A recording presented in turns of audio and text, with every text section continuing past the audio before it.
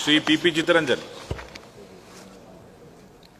Sir, ഈ കുംഭമേളകളുടെ ഒരു കാലമാണല്ലോ ഇത്. ഈ കുംഭമേളയിൽ വൈറലായ ഒരു പെൺകുട്ടി ഒരു വാർത്ത നമ്മുടെ മാധ്യമങ്ങളിലൂടെയും എല്ലാം സോഷ്യൽ മീഡിയയിലൂടെയും വന്നു. മൊണാലിസ എന്ന് പറയുന്ന ആ സുന്ദരിയായ പെൺകുട്ടി മാല വിൽക്കാൻ വന്നൊരു കുട്ടിയാണ്.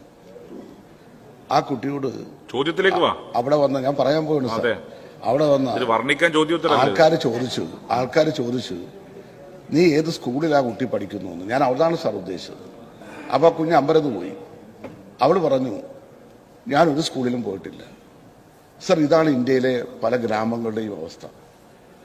അവിടെയാണ് നമ്മുടെ കേരളത്തെ സംബന്ധിച്ച് നമുക്ക് വലിയ അഭിമാനം തോന്നുന്നത്. നമുക്ക് പൊതുവിദ്യാലയ മേഖലയിലെല്ലാം എടുക്കാൻ കഴിഞ്ഞ സംരക്ഷണത്തെ സംബന്ധിച്ച് നമുക്ക് അഭിമാനം തോന്നുന്നു. സാർ, എൻ്റെ ചോദ്യം 2009 ദേശീയ വിദ്യാഭ്യാസ അവകാശ നിയമത്തിൽ ഭേദഗതി വരുത്തിക്കൊണ്ട് 2024 ഡിസംബറിൽ യൂണിയൻ സർക്കാർ ഇറക്കിയ വിജ്ഞാപനത്തെ സംസ്ഥാന സർക്കാർ എങ്ങനെയാണ് സമീപിക്കുന്നത്? ഞാൻ നേരത്തെ സൂചിപ്പിച്ചതാണ്. 2009 ദേശീയ വിദ്യാഭ്യാസ അവകാശ നിയമത്തിന്റെ പൊതുസത്തയുമായി യോജിച്ചു പോകുന്നതാണ് ഈ ഭേദഗതി. ഈ ഭേദഗതി പ്രകാരം 3, 5, 8 ക്ലാസുകളുടെ അവസാനം പൊതുപരീക്ഷ നടത്തി ക്ലാസ് കയറ്റ മാനദണ്ഡങ്ങൾ പാലിക്കാതെ കുട്ടികൾക്ക് 2 മാസത്തെ അവസരം നൽകി വീണ്ടും പരീക്ഷ നടത്തുകയും അതിലും വിജയിക്കുവാൻ കഴിഞ്ഞില്ലെങ്കിൽ പഠിച്ച ക്ലാസ്സിൽ തന്നെ തുടരാൻ നിർബന്ധമാവുകയും ചെയ്യുന്നതാണ് ഈ വിജ്ഞാപനം. സാർ, എല്ലാ കുട്ടികളെയും ഉൾക്കൊള്ളുകയും ഉൾച്ചേർക്കുകയും ചെയ്തുകൊണ്ട് ആവശ്യമായ സന്ദർഭത്തിൽ പഠന പിന്തുണ നൽകി അടുത്ത തലത്തിലേക്ക് ഉയർത്തിയെടുക്കുക എന്നതാണ് സംസ്ഥാനത്തിന്റെ നിലപാട്.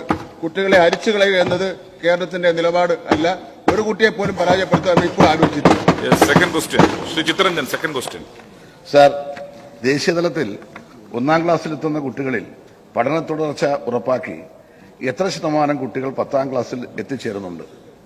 കർണാടക, തെലങ്കാന, ഗുജറാത്ത്, ഉത്തർപ്രദേശ്, ബീഹാർ തുടങ്ങിയ സംസ്ഥാനങ്ങളിലെ പഠന തുടർച്ചാ നിരക്ക് കേരളവുമായി താരതമ്യം ചെയ്തിട്ടുണ്ടോ?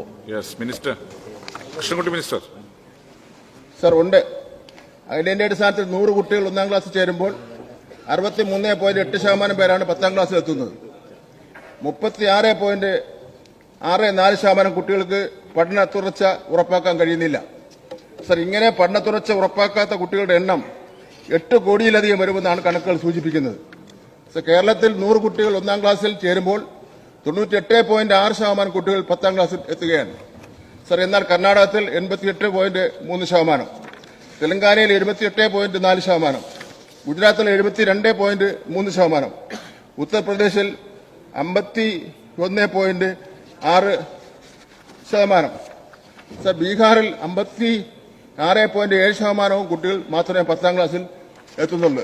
കുട്ടികളുടെ പഠന തുടർച്ചയുടെ കാര്യത്തിൽ ഇനിയും വളരെയേറെ മുന്നോട്ട് പോകാൻ ഈ സംസ്ഥാനങ്ങൾക്ക് കഴിയണമെന്നാണ് കേന്ദ്ര വിദ്യാഭ്യാസ വകുപ്പ് പുറത്തിറക്കിയ 2023-24 UDAIS ഡാറ്റ വ്യക്തമാക്കുന്നത്.